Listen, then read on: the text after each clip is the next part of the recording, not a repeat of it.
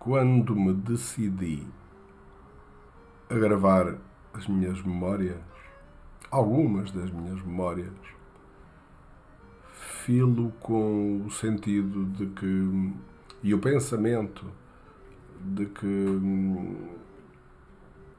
eu gostei sempre muito das histórias que os meus pais me contavam e os meus avós, e com o tempo elas vão se diluindo na nossa memória. E provavelmente daqui a algum tempo vou ter necessidade de ouvir estas memórias para me lembrar, porque provavelmente,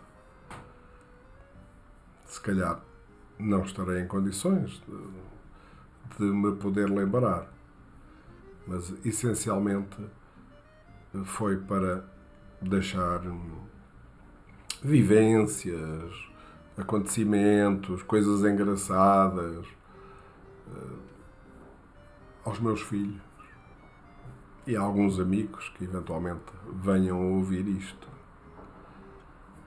Não há aqui qualquer pretensão de nada, mas há esta vontade grande de, com esta idade, estar aqui a gravar coisas que para mim têm algum sentido, umas, muito sentido, outras. E para quem as ouve, poderá assim não ser. Eu lembro-me que quando o meu pai me contava uma história, eu ficava obcecado ali, a adulá-lo pelo seu desenrasco, pela sua bravura, pela sua inteligência, pela sua sagacidade, por uma série de coisas que terminaram com o seu desaparecimento. E só quando os nossos pais desaparecem, às vezes também acontece com os amigos, mas os pais, que são a razão da nossa existência, é que nós nos lembramos.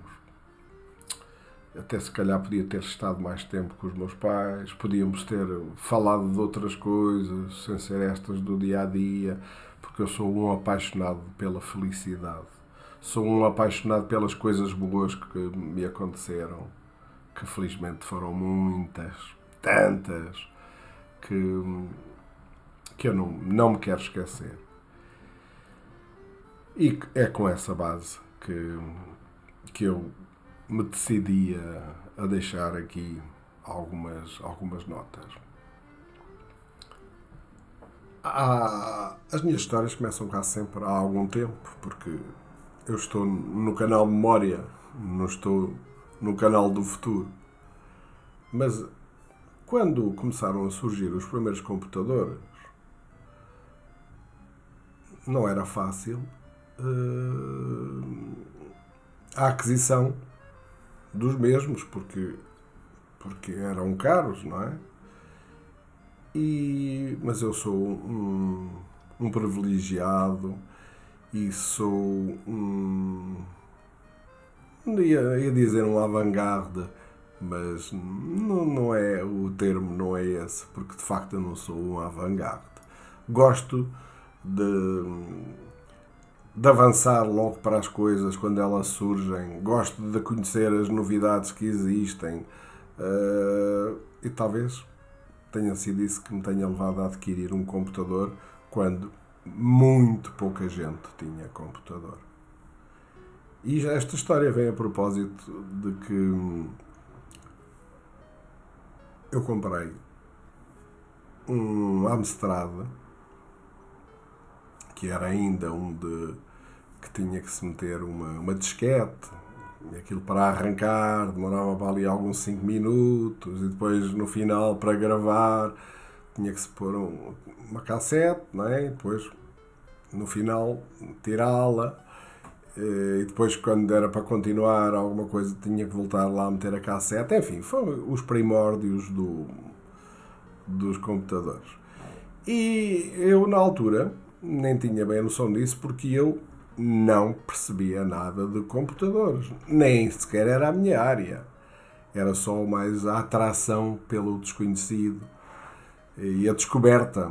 Eu sempre gostei de descobrir coisas. E então,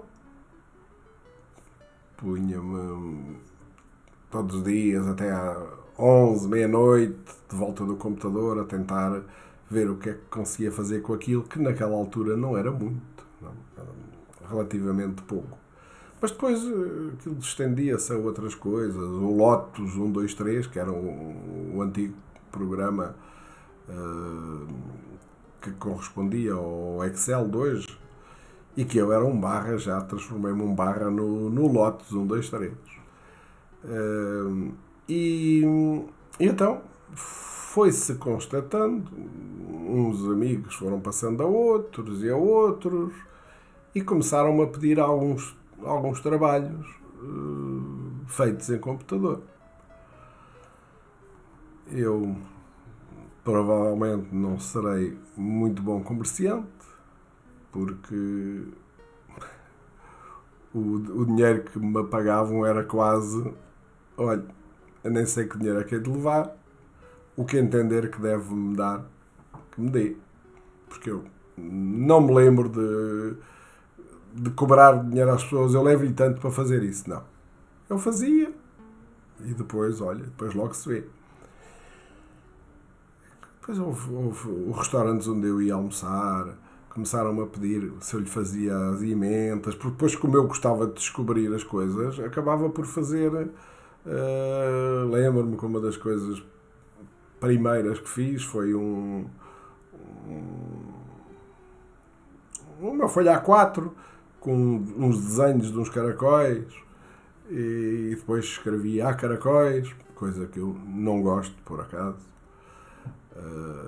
E comecei a levar aquilo para o restaurante. Para os restaurantes, eu ia ali a 2 ou 3 restaurantes e depois chegava lá e oferecia-lhes aquilo. Até para a praça, onde eu comprava peixe, cheguei a fazer um para a senhora e ofereci-lhe. E aquilo era bonito, tinha um aspecto de facto muito, muito agradável. E então a fama começou-se a espalhar. Eu lembro-me que ao pé de mim existe uma repartição de finanças. A própria repartição de finanças não tinha computador. Ninguém, uma esquadra, ninguém tinha computador. E então, num prédio, logo ali ao lado de mim, isto é uma curiosidade do meu canal Memória, porque de facto faz-me lembrar as voltas que a vida dá. E quando penso nisso, às vezes nós, quando somos miúdos, olhamos para um miúdo qualquer também e a gente nem liga, e até se calhar faz aquelas parvoíces da infância e da juventude, em que não se trata aquela pessoa, se calhar, da melhor maneira que se devia tratar, ou não se liga pura e simplesmente.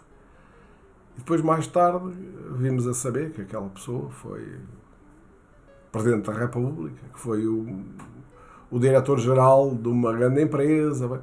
Portanto, porquê? Porque nós costumamos minimizar as pessoas que nos rodeiam. Ou não lhes damos a devida importância. Eu sempre tentei tratar todos por igual. Não interessava o que é que vinha a ser no futuro ou não, que isso longe de mim adivinhar.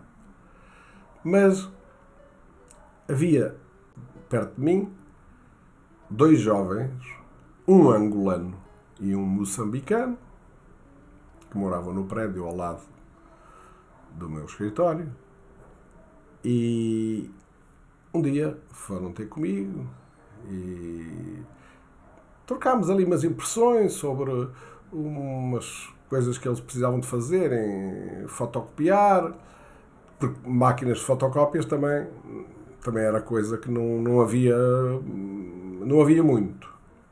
Havia talvez um outro sítio que tivesse uma máquina de fotocópias. E ainda por cima, eu penso que a minha até já era a cores. Penso. Isto passa-se, talvez há 30 anos, talvez mais. Sim, talvez um bocadinho mais de 30 anos. Esses dois jovens começaram a pedir-me para eu lhes tirar umas fotocópias e eu tinha sempre alguma curiosidade quando virava a folha, dizia assim, isto é um trabalho hercúleo, vocês estão para aqui a fazer, isto é que é lá para os vossos estudos. E um deles diz-me assim, olha, isto é a nossa tese, é para defendermos a tese. A tese? Ah, sim senhor. Isso se calhar ficava melhor em computador, tudo em manuscrito. Mas isso, onde é que a gente arranja um computador? Quem é que sabe fazer isso? Mas se vocês quiserem. Claro que, entretanto, com as várias vezes que eles foram fazendo fotocópias, íamos trocando impressões na porta quoi. E então, eu disse, computador, se você quiser eu posso-lhe fazer isso, ou posso-lhe ajudar a ir fazer algumas partes e tal. E, olharam um para o outro, isso era o ideal.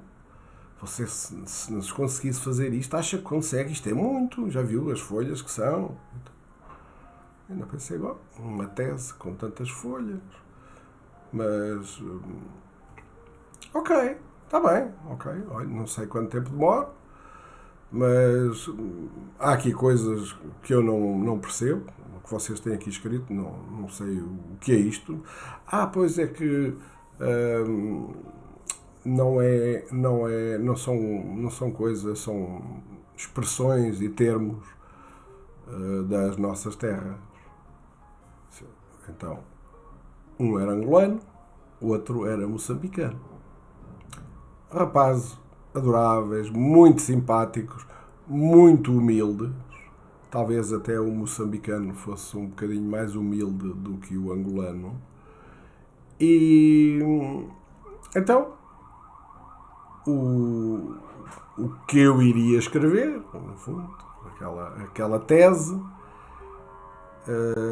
eu já não tenho bem a certeza, mas eu acho que aquilo chamava-se.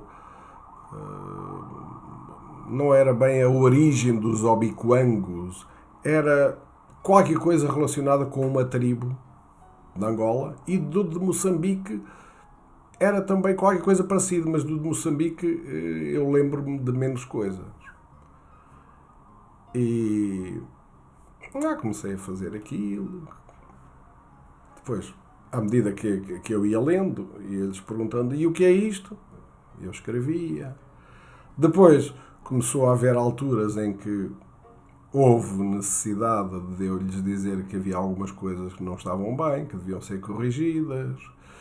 Eles inicialmente ainda sentiram assim alguma repulsa de um plebeu a falar aqui com a realeza está-nos a dizer que está mal. Eu não disse propriamente que estava mal. Sugeri, aqui isto não é bem assim. Então como é que você dizia? Eu dizia, olha, eu sugeria que isto fosse escrito assim, assim e assim. É capaz, não está pior, não. É capaz, talvez, olha, aceita a ideia. Então não se importa de emendar.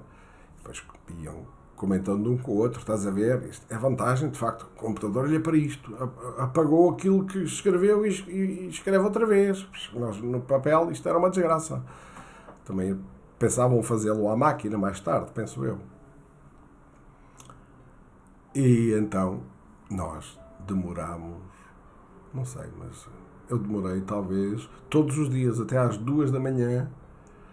Eu devo ter demorado, não sei, talvez 3 semanas a fazer isto. Talvez. Já foi há muito tempo.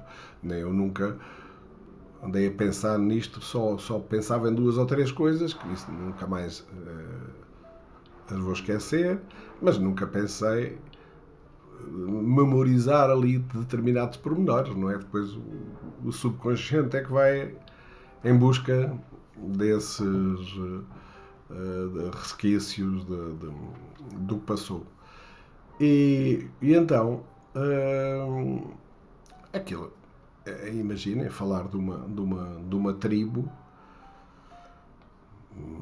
mas aquilo era já num escalão já de facto muito real. Era uma coisa que vinha dali de facto de uma supremacia negra que dominava um povo, uma tribo neste caso, que eu não sei se eles queriam que este exemplo da sua tese que aludisse a qualquer coisa com eles na vida real. Não me lembro se alguma vez trocámos impressão sobre isso. Mas o que acontece é que, de facto, durante aquelas 3 semanas, eu ajudei-os a escrever aquilo. Como digo, havia coisas que eu achava que não estavam muito bem. Depois, por qualquer motivo, eles diziam: mas é que se eu não puser assim, não se vai subentender que o que dissemos mais atrás. Eu, em algumas coisas, concordava, noutras, nem tanto, mas eu estava ali para fazer o que eles entendessem. Eles é que acharam que a minha ajuda podia, de facto, contribuir para uma melhoria do seu trabalho. Ao fim das supostas 3 semanas, eu só sabia que um chamava-se Otávio, o angolano chamava-se Otávio e o moçambicano chamava-se Vitorino. Depois, no final, eles tinham que assinar aquilo. Nunca tinha calhado saber o resto do nome deles. E aquilo terminou, eles ficaram muito contentes, levaram o seu trabalho. Depois, mais tarde, foram levar-me uma prenda e agradecer-me por eu ter contribuído para aquele trabalho e para correções que eles depois acharam que tinham sido importantes terem sido feitas. O caricato disto é que não estou a querer imputar a mim mesmo o mérito do trabalho. Longe disso, porque as sumidades eram eles, não é? Apenas meti a minha colherada, aceito por eles em muitas coisas. E quando terminei o trabalho, eles já não me lembro quanto dinheiro é que me deram, não faço ideia, porque o angolano era muito rico. O moçambicano penso que não tanto, mas era uma pessoa de posse, portanto eles tinham estado, tinham feito os seus estudos académicos aqui em Lisboa e tinham cá estado 6 anos, 7 anos, não sei muito bem quanto tempo cá estiveram, porque eu conheci-os já ali na parte final, talvez nos últimos meses deles estarem em Portugal. Eles terminaram o seu curso, eu não soube mais nada deles e um deles disse-me: olha, fica aí com o meu nome. O angolano disse-me: fique com o meu nome, porque se um dia for a Angola, procure-me. Está bem, ok. Mas procurar uma pessoa em Angola, sim, se procurar por mim, vai-me encontrar. Está bem? Ok. Então, e como é que se chama? E ele chamava-se, ou chama-se, porque ainda é vivo, tanto quanto sei. Otávio Serra Van Dunen. Ora, a família Van Dunen é uma família muito rica. Naquela altura, eu sabia que Van Dunen, que era um nome sonante, não tinha a noção se eram ricos, se não eram ricos, mas tinha uma noção que de facto era uma família rica. O outro, não me lembro do resto do nome, porque era um nome mais estranho, mas não me lembro. O caricato da história é que eu nunca os fui visitar, mas tive o grato prazer de vir a saber, alguns anos depois, que o Otávio Serra Van Dunen era ministro, não me lembro já de que pasta, em Angola. E o Vitorino era ministro da Educação e penso que também foi ministro dos Negócios Estrangeiros. É caricato, porque a senhora que lhes indicou que talvez eu os pudesse ajudar foi a história das fotocópias e de outras coisas que eles às vezes precisavam de perguntar e não sabiam onde é que se deviam dirigir, porque aquilo é as questões de quem não é nativo desta tribo ficam sempre ali um pouco na incerteza de tudo. E essa senhora era uma senhora belga, o que é muito estranho, porque a Bélgica não é o país dos meus amores. No entanto, muitos dos meus amores estão na Bélgica. É incrível. Mas talvez seja alguma premonição no sentido de nunca digas desta água não beberei. E eu nunca fui a Angola. Nunca fui a Moçambique. Podia ter ido a Moçambique. A minha filha esteve lá há alguns anos, com uma posição muito boa, em que eu tinha tudo. Não esteve lá há relativamente poucos anos, há 8 anos, 9 anos, ela esteve lá há 6 anos. Portanto, eu podia ter perfeitamente ido a Moçambique. Um dos meus filhos ia lá todos os anos. Enfim, eu nunca fui. Apesar de eu gostar muito de viajar, apesar de gostar sempre de conhecer coisas novas, mas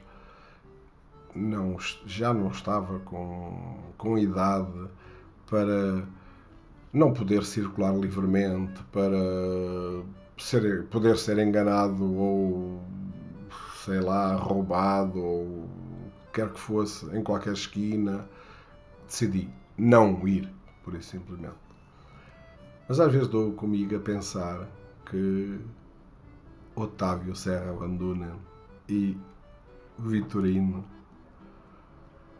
altas patentes de um país riquíssimo e tão mal aproveitado, passaram por mim e eu sei que fiz parte das suas vidas e também sei que eles não se esqueceram de mim, de certeza, se eu aparecesse lá à porta. Perguntar: é aqui que mora o Otávio? É uma história, vale o que vale, mas é mais uma para a memória do tempo.